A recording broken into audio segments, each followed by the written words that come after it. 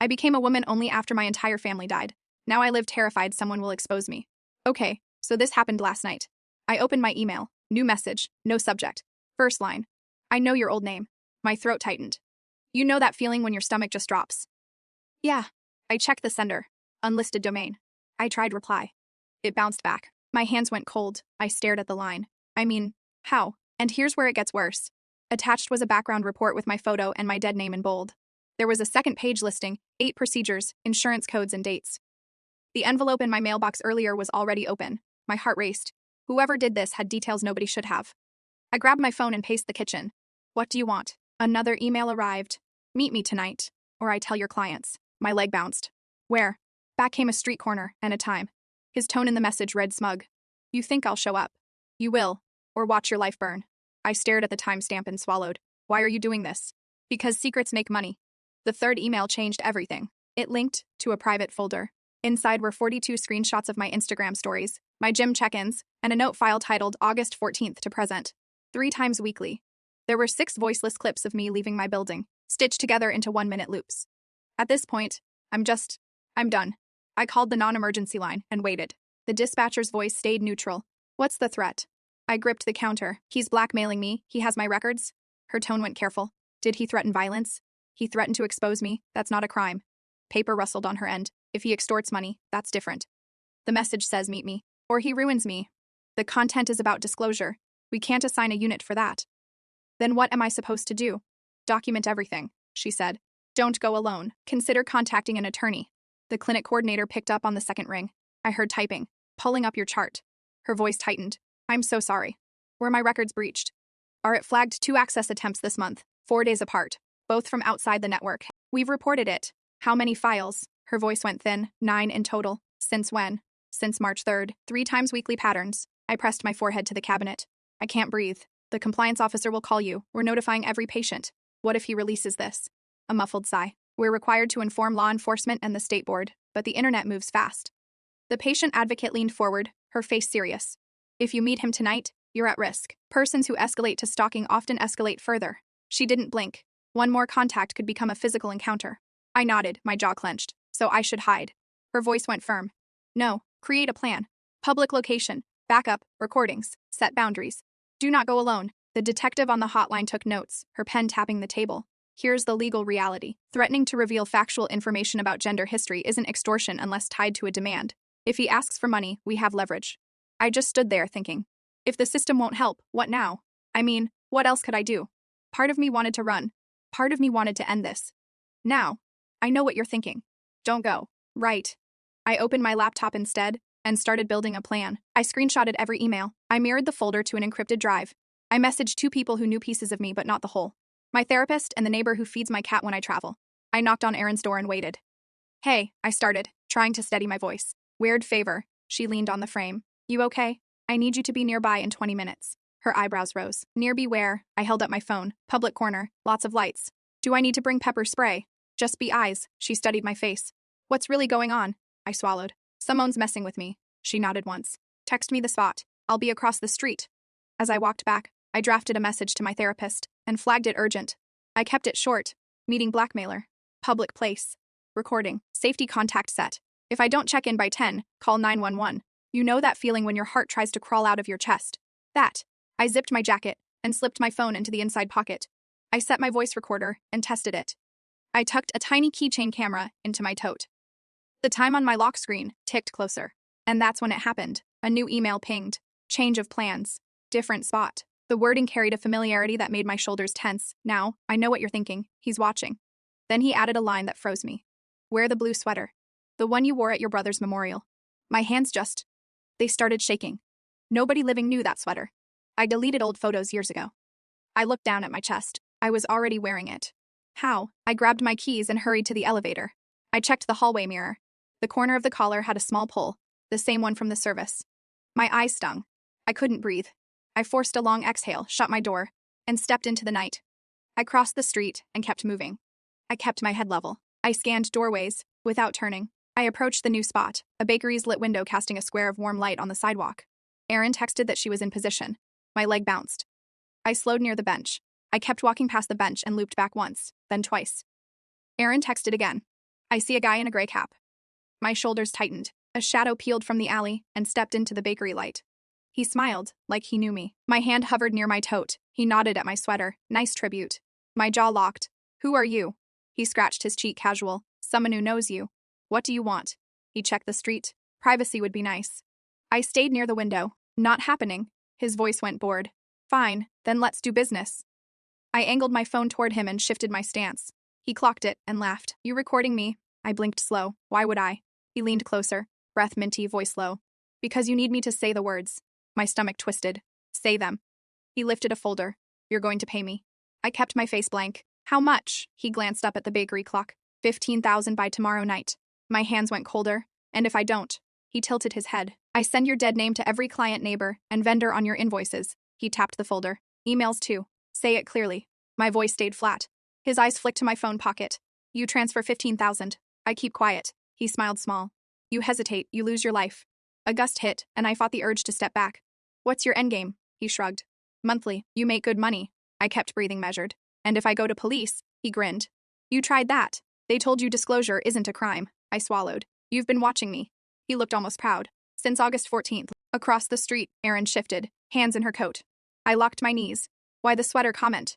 He lifted his phone and flashed a photo. The funeral program. Printed copies travel. People post, then delete. Archives don't. My throat burned. How'd you get my records? He wagged the folder. Friends in low places. I leaned forward, voice steady. You hacked a medical clinic. His jaw twitched. I acquired documentation. He placed the folder beside me on the bench. First payment by tomorrow night, 10. He looked me over. Use crypto. A couple walked past, chatting. He watched them go, then looked back. You really pass. His tone turned weirdly admiring. Almost perfect. My spine stiffened. We're done. He stepped back. We're not done. We're starting. I lifted the folder and tucked it under my arm. He looked satisfied. Good. See you soon. He turned and drifted toward the alley again, not rushing, not hiding. I counted to 10, fingers trembling.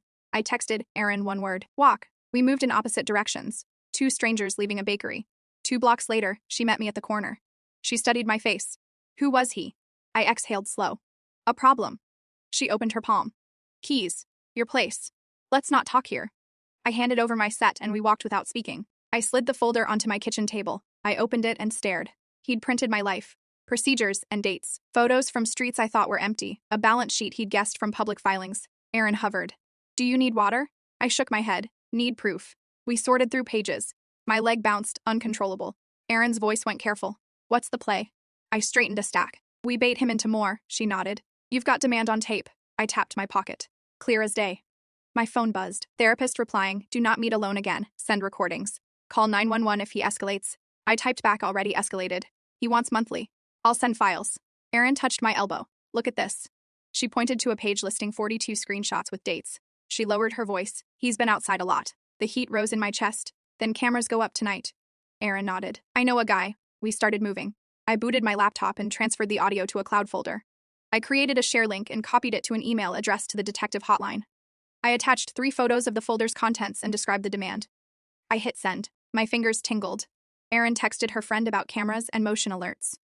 I pulled out a spare phone and installed a tracking app. I labeled geofences. If he followed me again, I wanted logs. We built a timeline on a sticky pad, August 14th. First sighting, 3 times weekly. March 3rd, clinic access tonight. Money demand. At this point, I'm just done. My jaw ached from clenching. He's not getting a cent.